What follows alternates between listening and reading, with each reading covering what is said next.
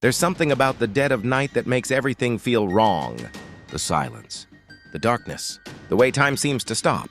Tonight I've got 3 real stories. From people who encountered pure terror when the rest of the world was asleep. These are 3 more disturbing true dead of night stories. Story 1. The Man at the Window. This happened in 2018, when I was living alone in a small 1-bedroom apartment in Illinois.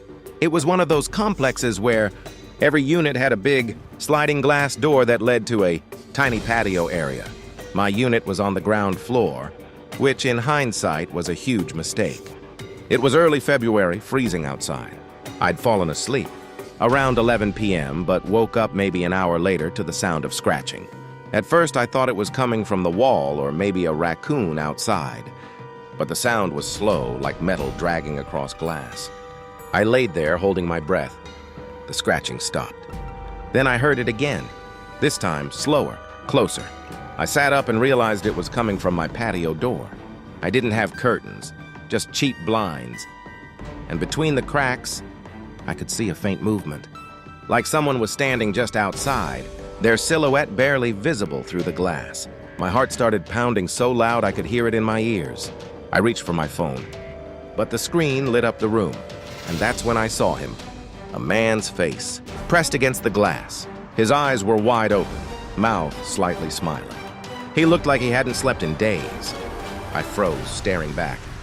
He didn't move, didn't speak, just stood there, fogging up the glass with his breath. Then slowly he raised his hand and tapped twice on the window. Tap, tap.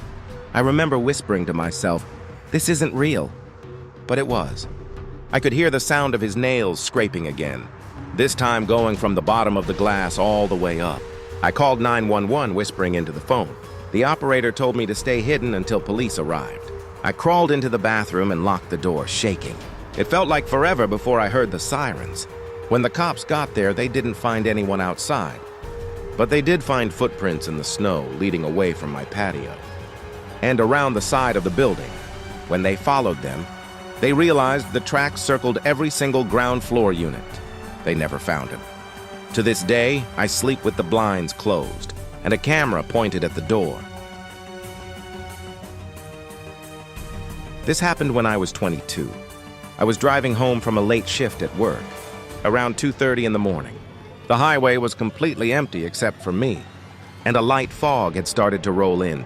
About 10 minutes into my drive, I saw what looked like a car pulled over on the shoulder with its hazards flashing. As I got closer, I noticed someone standing next to it, waving both arms. It was a man, middle-aged, wearing a gray hoodie. I slowed down, rolled down my window slightly, and asked if he needed help. He just stared at me for a few seconds, then said, "She needs help." I asked who he was talking about, but he just pointed toward the woods on the other side of the highway. Then I saw it, the faint outline of someone else standing among the trees, barely visible through the fog. Every instinct told me to leave, but then the man stepped closer to my window, and I noticed something strange. His eyes looked completely black. Not like dark pupils, just black hollow pits. He said again, "She needs help," louder this time. I slammed the gas pedal and drove off, heart racing. But when I checked my rearview mirror, the flashing lights were gone. The car wasn't even there anymore, just empty highway and fog. When I got home, I called the local sheriff's office. They told me they'd send a car to check, but an hour later, they called back, said there was no vehicle, no person, nothing. A week later, I was driving the same route during the day, and I noticed a small memorial by the side of the road, flowers and a wooden cross.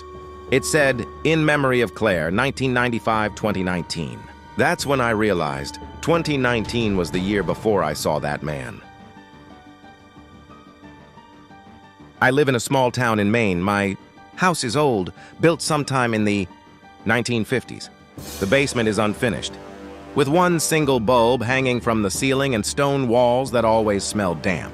One night around 3 a.m., I woke up to this low, rhythmic thumping sound coming from below me. At first, I thought it was the pipes or maybe the old furnace. But when I listened closer, it sounded too steady, like footsteps. I got up, grabbed a flashlight, and opened the basement door.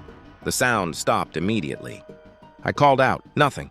So I started going down the stairs, one slow step at a time. About halfway down, the light bulb flickered, then went out. The only light I had was from my flashlight. I aimed it around the basement, but nothing looked off. Then I noticed something that made my stomach twist. There were wet footprints on the concrete floor. Bare feet. They led from the corner of the basement toward the stairs.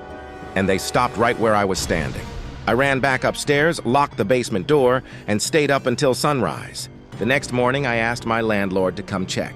When we went down there together, the footprints were gone. But something else caught his attention. The small basement window was cracked open, like someone had forced it. He replaced the window and put in new locks. I thought that was the end of it. But 2 nights later, I woke up to a voice, a whisper, coming from the vent next to my bed. It said, "Why'd you lock me out?" I moved out 3 days later. The landlord called me months after, saying the new tenants had been complaining about noises in the basement, too. I didn't ask for details. The night has a way of hiding things, people, sounds, and sometimes the truth. Whether it's someone watching from outside your window or a voice calling from below, some things are better left in the dark. Which story scared you the most? Comment below and subscribe for more true horror stories.